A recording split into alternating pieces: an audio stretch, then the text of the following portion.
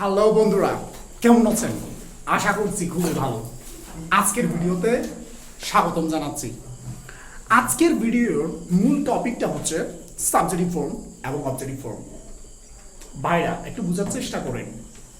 স্বাভাবিক মাসি আর পিসি দুইটার মধ্যে একটা কমন বিষয় তো আছেই, সেটা হলো দুই পক্ষেরই বোন।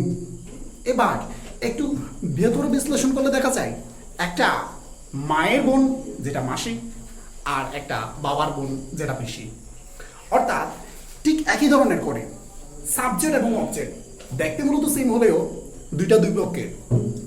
যখন আপনি সাবজেক্টগুলো বসানোর চেষ্টা করবেন তখন সাবজেক্টিভ ফর্ম হিসাব করে বসাতে হবে, এবং অবজেক্ট যখন ব্যবহার করার চেষ্টা করবেন আপনাকে অবজেক্টিভ ফর্ম হিসাব করেই বসাতে হবে।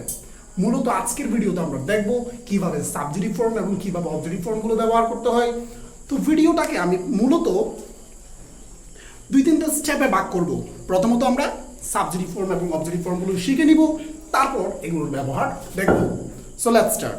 ওকে গাইস, প্রোনাউনগুলো কি কি, অর্থাৎ নাউনের বিপরীতে যে শব্দগুলো বসে সেটা মূলত কি কি আমি ইতিপূর্বে ভিডিওতে আলোচনা করেছিলাম, যেগুলো সাবজেক্টিভ ফর্ম। আর সেগুলো ছিল আই, উই, ইউ, এরপর হি, শি,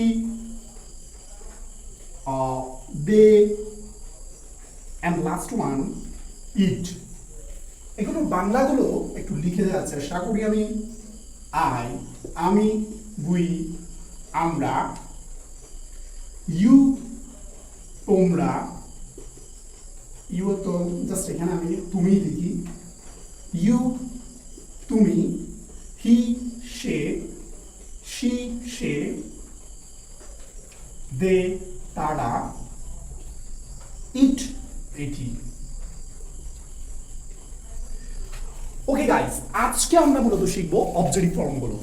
আর এই সাবজেক্টিভ ফর্মগুলোর জন্য যে অবজেক্টিভ ফর্মগুলো আসে সেগুলোর মধ্যে প্রথমটা হলো আই। আই এর অবজেক্টিভ ফর্ম মি।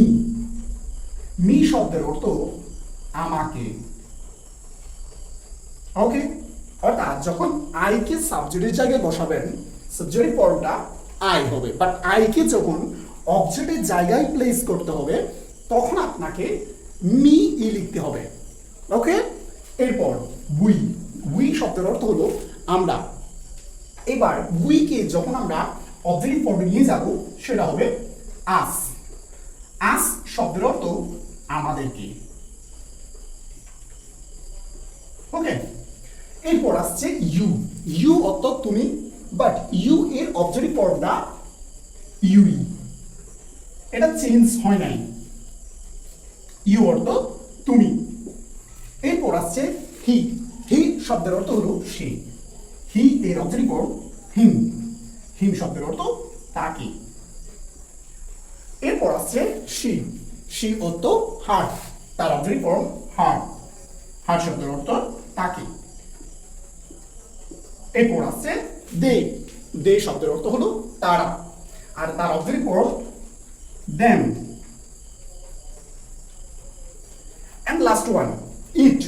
ইট শব্দের অর্থ এটি, আর যেটার অবজেক্টিভ ফর্ম ইট, এটা কোনো পরিবর্তন হয় না।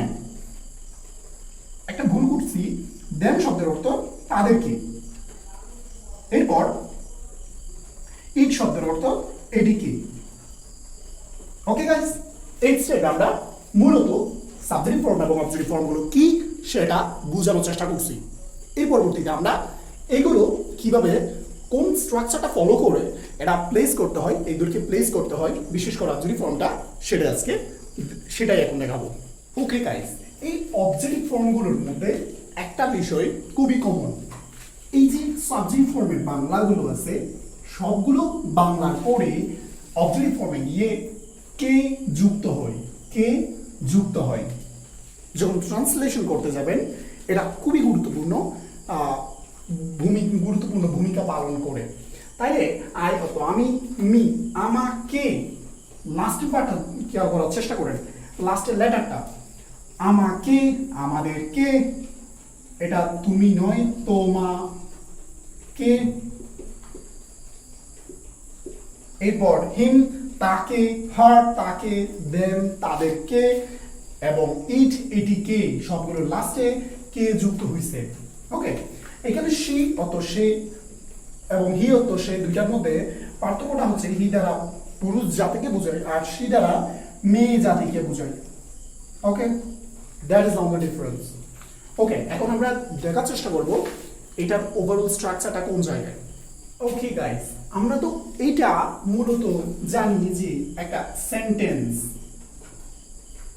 বানানোর জন্য ওভারঅল স্ট্রাকচারটা হলো সাবজেক্ট,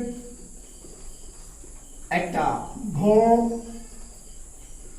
এবং একটা অবজেক্ট। ওকে, এখন সাবজেক্টের মধ্যে আমরা যে ওয়ার্ডগুলো ব্যবহার করব সেগুলো হচ্ছে সেই সাবজেক্টিভ ফর্মগুলো,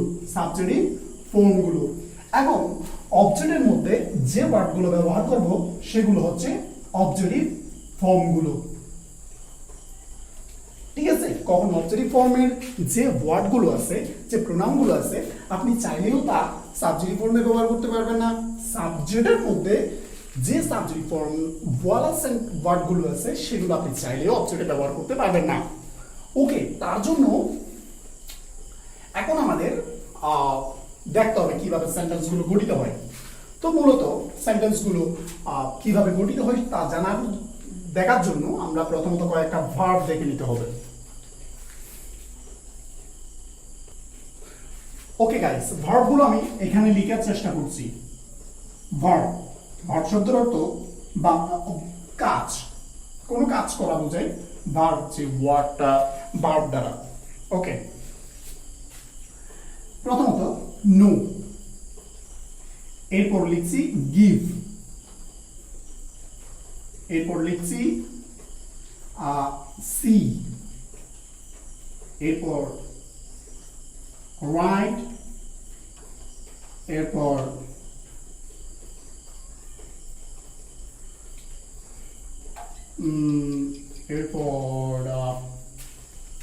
লাভ, এরপর লাইক,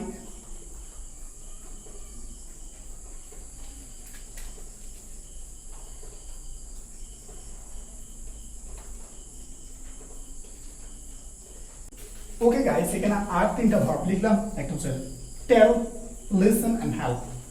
মূলত নো শব্দের অর্থ জানা বা চেনা, গিভ অর্থ দেয়া, সি অর্থ দেখা, রাইট শব্দের অর্থ লিখা, লাভ অর্থ ভালোবাসা, লাইক অর্থ পছন্দ করা, টেল অর্থ বলা, লিসেন শব্দের অর্থ শ্রবণ করা বা শোনা, কানে শোনা। এরপর হেয়ার অর্থ হেল্প অর্থ সাহায্য করা। এই ভার্বগুলো দিয়ে আমরা মূলত এই সেন্টেন্সটা মানে এই স্ট্রাকচারে রাখার চেষ্টা করব।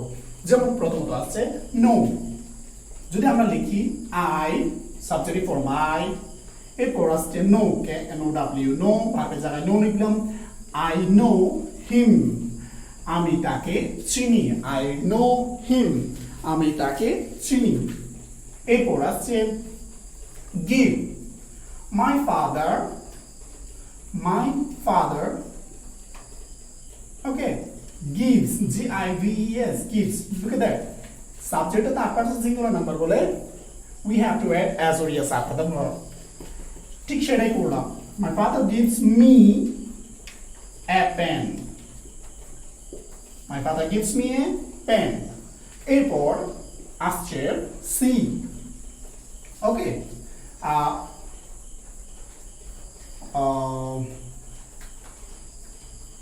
যেমন আমি লিখতে পারি হি স, একটু ফার্স্ট টেন্স করতে হলো, হি স মি, সে আমাকে দেখেছিল, হি স মি, সে আমাকে দেখেছিল। এরপর আমরা লিখতে পারি রাইট শব্দের অর্থ লেখা। ওকে, যেমন I write him a letter.